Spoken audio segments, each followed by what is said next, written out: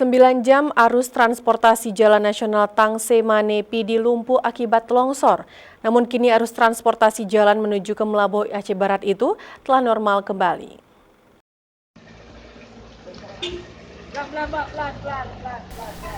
Hujan lebat disertai angin kencang melanda Pidi Minggu 10 Mei 2020 sekitar pukul 15.00 WIB telah menyebabkan longsor sepanjang 5 meter di ruas Jalan Nasional Tangse Mane.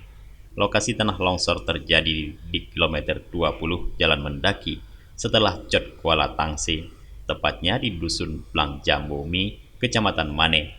Petugas BPBD dibantu personil TNI Polri mengerahkan alat berat ke lokasi kejadian.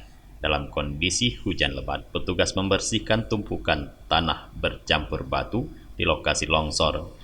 5 anggota Kuramil 17 Gempang dan 2 anggota Polsek Mane melakukan pengamanan saat petugas membersihkan material longsor.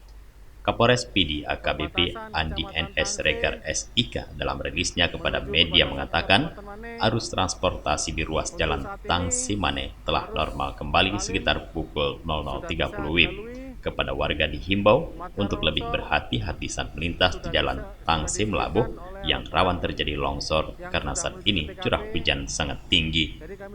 Dari Pidi, Tim Liputan Aceh TV melaporkan.